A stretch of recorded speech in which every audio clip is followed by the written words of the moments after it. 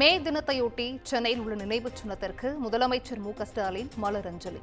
முதலமைச்சர் வாசிக்க உறுதிமொழி ஏற்றுக்கொண்ட அமைச்சர்கள்.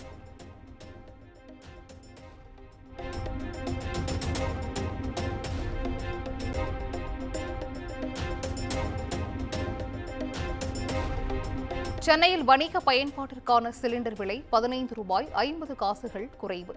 19 கிலோ எடை கொண்ட சிலிண்டர் விலை 1906 ரூபாயாக நிர்ணயம்.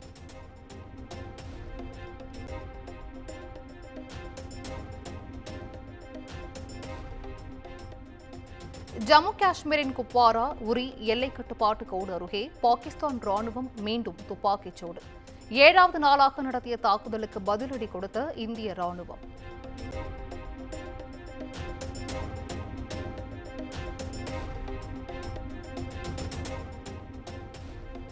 இந்திய வான்வழி பாதையை பாகிஸ்தான் விமானங்கள் பயன்படுத்த மத்திய அரசு தடை. இந்திய விமானங்கள் பாகிஸ்தான் வான்பரப்பை பயன்படுத்த பாகிஸ்தான் தடை விதித்த நிலையில் பதிலடி.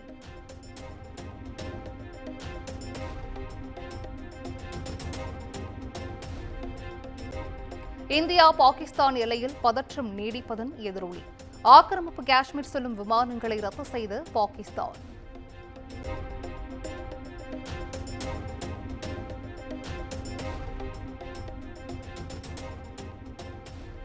இந்தியா பாகிஸ்தான் இடையிலான பிரச்சினைக்கு பேச்சுவார்த்தை மூலம் தீர்வு காண வேண்டும்.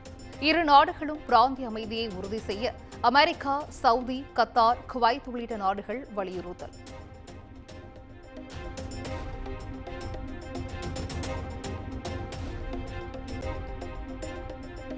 மத்திய அரசின் நடவடிக்கையால் இந்தியாவிலிருந்து இதுவரை 786 பாகிஸ்தானியர்கள் வெளியேற்றம்.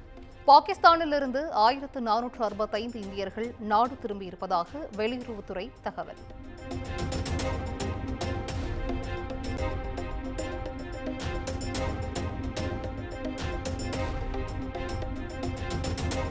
பஹல்காம் தாக்குதலின் பின்னணியில் லஷ்கர்-இ-தொய்பா கமாண்டர் ஃபாரூக் அகமது இருப்பது கண்டுபிடிப்பு. பாகிஸ்தானிலிருந்து தனது ஸ்லீப்பர் செல் மூலம் பயங்கரவாதிகளுக்கு உதவியிருக்கலாம் என என்ஐஏ விசாரணையில் தகவல்.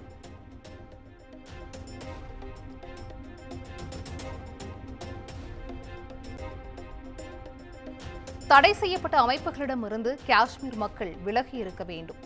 ஒலிபெருக்கிகள் மற்றும் போஸ்டர்கள் மூலம் காஷ்மீர் மக்களுக்கு காவல்துறை அறிவுறுத்தல்.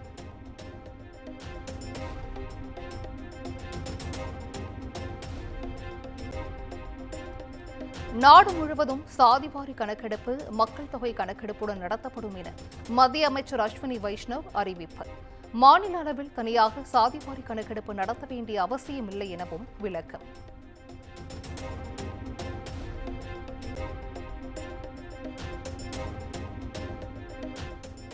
சாதிவாரி கணக்கெடுப்பு ஒப்புதல் சமத்துவத்தை உறுதி செய்துள்ளதாக அமித்ஷா கருத்து. பின்தங்கிய மக்களை சமூக பொருளாதார ரீதியாக முன்னேற்றும் என நம்பிக்கை.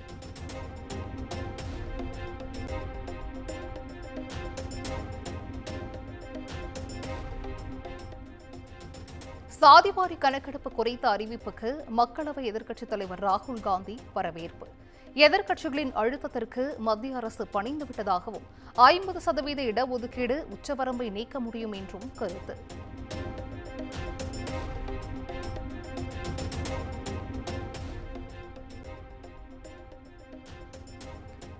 சாதிவாரி கணக்கெடுப்பு திராவிட மாடல் சித்தாந்த பயணத்தில் மற்றொரு மகுடம் என முதலமைச்சர் மு.க.ஸ்டாலின் பெருமிதம்.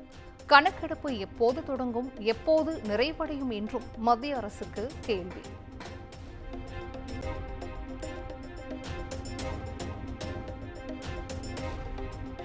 நூறு நாள் வேலை திட்டத்தில் தமிழ்நாட்டுக்கான நிதி விடுவிப்பு. 4034 கோடி ரூபாய் நிலுவையில் உள்ள நிலையில் 2999 கோடி விடுவிக்கப்பட்டது.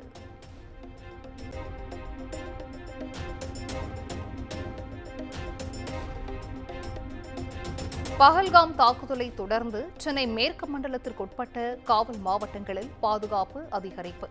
கோயம்பேடு பேருந்து நிலையம், மெட்ரோ ரயில் நிலையங்களை தீவிரமாக கண்காணிக்க உத்தரவு.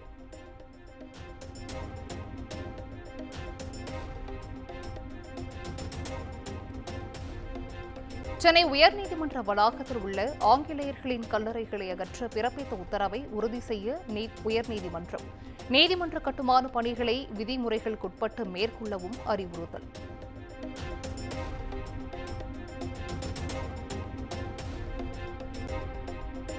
மதுரை வரும் விஜய்க்காக விமான நிலையத்தில் காத்திருக்கும் தாவேக தொண்டர்கள் கொடைக்கானலில் நடைபெறும் படப்பிடிப்பிற்காக மாலை வருகை தரவுள்ள நிலையில் காலை முதலே காத்திருப்பு.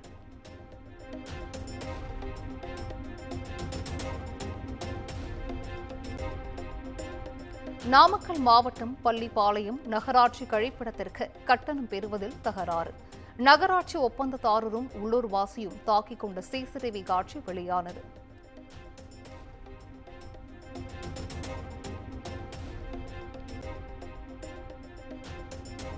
சங்கரன் கோவில் சங்கர நாராயண சுவாமி கோவிலில் சித்திரை மாத பிரம்மோற்சவ விழா கொடியேற்றத்துடன் தொடக்கம்.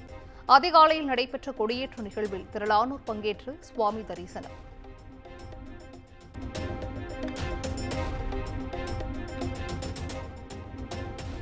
குடியாத்தம் கங்கையம்மன் கோவிலில் சிரசு விழாவை முன்னிட்டு காப்பு கட்டுதல் நிகழ்ச்சி.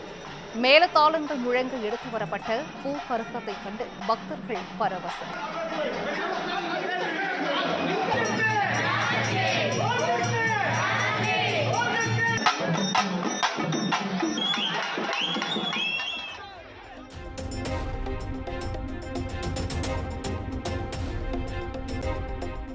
திருத்தணி முருகன் கோவில் சித்திரை பெருவிழா கொடியேற்றத்துடன் தொடக்கம். திரளான பக்தர்கள் பங்கேற்று சுவாமி தரிசனம்.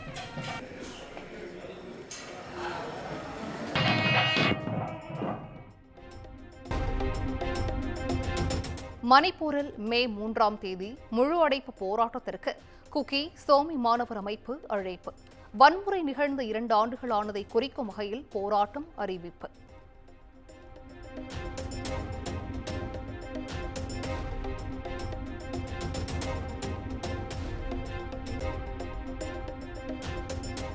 வக்ஃப் திருத்த சட்டத்தை எதிர்த்து நாடு முழுவதும் இஸ்லாமியர்கள் போராட்டம். பல மாநிலங்களில் வீடுகள் கடைகளில் மின் விளக்குகளை அணைத்து மத்திய அரசுக்கு எதிர்ப்பு.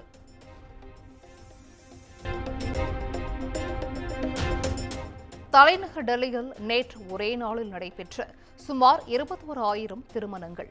திருமண நிகழ்ச்சிகளால் 1000 கோடி ரூபாய் அளவிற்கு வணிகம் நடைபெற்றதாக தகவல்.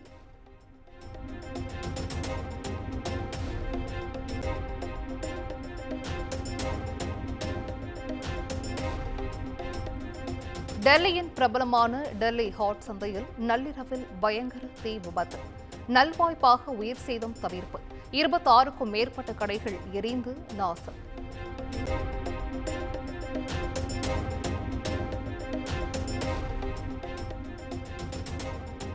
தெலங்கானாவில் பட்டாசு ஆலையில் ஏற்பட்ட விபத்தில் 3 பேர் உயிரிழப்பு. வெடி விபத்தால் 7 கிலோமீட்டர் தூரத்திற்கு உணரப்பட்ட நில அதிர்வு.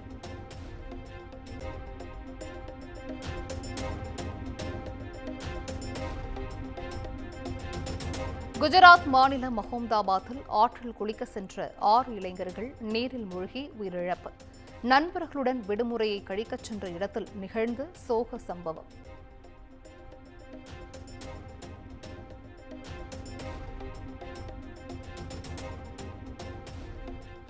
உத்தரகாண்டில் நடப்பாண்டு சாரதாம் யாத்திரையின் தொடக்கமாக கங்கோத்ரி யமுனோத்ரி கோவில்களின் நடை திறப்பு. அலைமோதிய பக்தர்களின் கூட்டம்.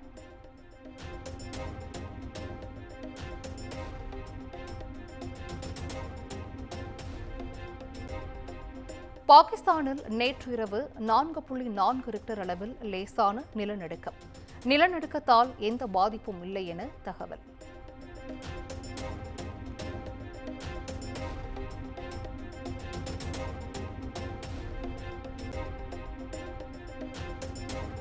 தமிழகத்திலிருந்து இலங்கைக்கு கடத்தி வரப்பட்ட 9.5 கோடி மதிப்பிலான கஞ்சா பறிமுதல்.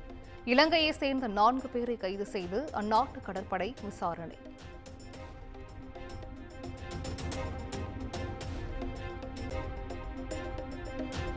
சென்னை அணிக்கு எதிரான ஐபிஎல் போட்டியில் பஞ்சாப் அணி வெற்றி. ஐபிஎல் புள்ளிப்பட்டியலில் 2வது இடத்திற்கு முன்னேறிய பஞ்சாப் கிங்ஸ்.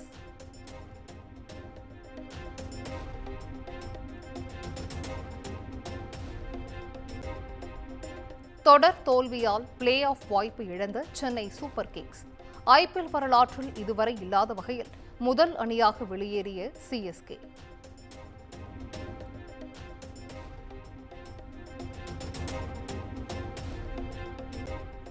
ஐபிஎல் தொடரின் இன்றைய போட்டியில் மும்பை, ராஜஸ்தான் அணிகள் பலப்பரீட்சை.